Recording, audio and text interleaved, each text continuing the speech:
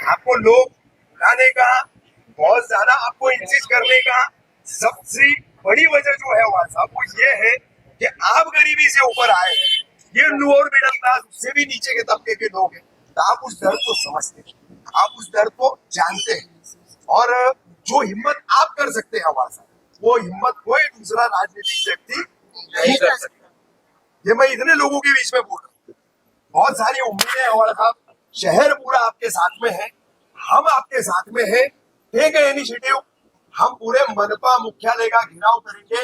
हम ये 18 तारीख के बाद हम पूरे मनपा मुख्यालय का घेराव करके जो इनका वर्डिंग है कुलकर्णी सरकार कि ये फ्रॉड हुआ है हमारे साथ, सर क्या नहीं लेना 12 जून का ऑर्डर में भी मनपा फ्रॉड कर रही है, ओनली सी, बाकी सब जगह ओवरलुक, ये फ्रॉड नहीं है।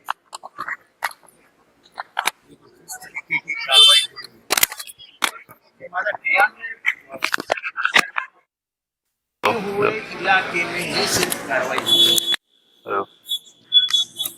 अनधिकृत बांधकाम सिर्फ इधर नहीं है, पूरे शहर में फैली हुई है। शहर यानी ठाणे मनपा क्षेत्र जी। येऊर नाम का एक इलाका है जहाँ पे बंगले है, तो बोला अमीर बंगले बनाते हैं इलीगल वो भी, और ये लोग रहने के लिए जरूरतमंद लोग मकान लेते हैं। तो आप ऐसा सिलेक्टिव कार्रवाई मत करिए, वो भी न्यायालय के आदेश का अपमान है। इनको जो लड़ाई लड़नी है मैं लड़ते ही रहता हूँ। सर आप हमारे लिए क्या कर सकते हैं? उतरेंगे अपने साथ में रोड पे, मैं उनकी मौजूदगी में बोल रहा हूँ, वो उतरेंगे अपने साथ में रोड पे। अगर मैं लड़ाई नहीं लड़ता इधर मैं क्या बोल रहा हूँ साहब, इन सब की तरफ से मुझे आज आपसे एक वादा चाहिए।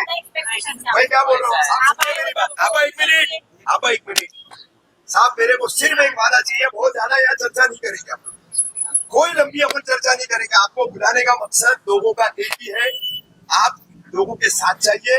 मुझे आपसे एक वादा चाहिए, हम सड़क पर उतरेंगे, आप हमारा साथ देंगे या की लड़ाई है। आपको शायद याद नहीं और आपको पता नहीं 35,000 झोपड़े टूटने वाले थे, मेरे 4 घंटे रेडियो रुकता था, 4 घंटे। अब माहौल बहुत बदल गए, अब वो माहौल नहीं रहा। आप नहीं जानते हम कितनी मुसीबत से आगे बढ़े। मैडम जी सर। सुबह से 6 बजे से 7:30 बजे से कंटिन्यू साहब बैठक में हैं। साहब का ये भी कहना था जितने कार्यकर्ता हमारे हैं जा करके वहाँ आप मौजूद रहिए, सपोर्ट में उनके उतरिए। साहब बहुत बिजी थे लेकिन टाइम निकाल करके उनको हम लोग बुलाए, शमीर भाई को बुलाए, बहुत बड़ी बात है, वो हमारे लिए आए, बहुत बड़ी बात है। गणेश भाई कबरूदा, हम सब लोग सुबह से सब साहब के हम ये दो को जानते हैं तो दो का ही नाम लेंगे। हम आपके सब कार्यकर्ता को नहीं जानते। ऑब्जेक्शन नहीं हमको जी। इसलिए क्योंकि साहब ने हम लोगों को गाइडलाइन दी, गरीबों के साथ अगर अन्याय हो रहा है आप हर जगह मौजूद रहो। ऐसा है, आप लोग बुरा मत मानना। जी सर। कबर खोदने वाले कौन है उनको भी जरा बस उधर सवाल करो। सवाल उधर आता है कि कबर खोद कौन है। अपने ही लोग कोर्ट में जाके बोलेंगे कि ये अंडरवर्ल्ड का पैसा है, झूठ झूठ कहानी बताएंगे कि इधर ये मुसलमान रहते, मुसलमान भाई मुसलमान के खिलाफ जाके ये तो कोर्ट सच है, में लड़ेगा। ये सच है। क्या करेंगे कोई, ये सच है, ये तो कोर्ट का आदेश आने के बाद क्या कर सकता है कोई। मगर सर इसमें हम गरीब जनता पीछे अरे रहे ना। हमको ये दिख रहा है, आपके पहले ईवीके में भी मैंने यही बोला कि मत लड़ो आपस में, मारे जाओगे।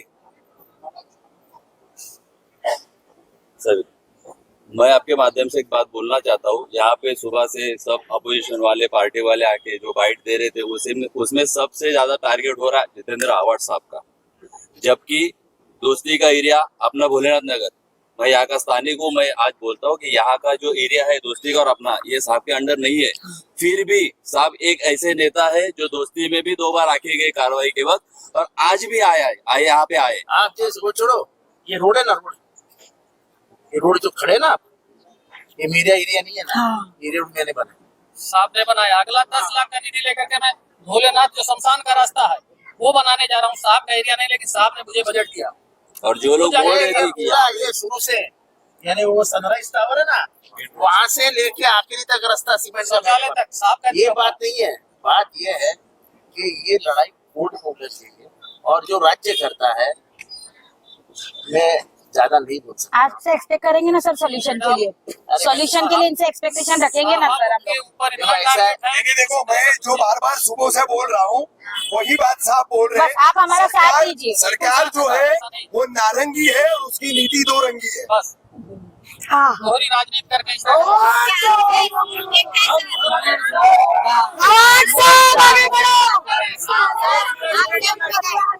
जो भी आएगा ना उसको इतना ही पूछो कि डोंबिवली में 65 इमारत है, हाई कोर्ट ने बुलाया तो वो क्यों नहीं तोड़े? पूछा मैंने कल, यही तो बात मैं पूछ रही हूँ सुबह से। हर मीडिया में यही आवाज उठ रही है कि डोंबिवली की क्यों नहीं टूटी, आना की क्यों नहीं टूटी, कोलीवाड़ा आनंद कोलीवाड़ा की क्यों नहीं टूटी, सिर्फ मुमरा चिलकाटा क्यों। मैंने हर टाइम यही बात रखा है ना बहन। ऑफिसर के आने के बाद हम लोग पूछेंगे उनसे। मैं कल से पूछ रही हूँ सर, कल भी मैंने पूछी, मुझे जवाब नहीं मिला। अरे बाबा,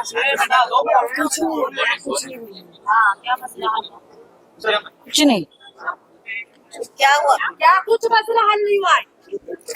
कुछ भी नहीं हुआ है मसला हल।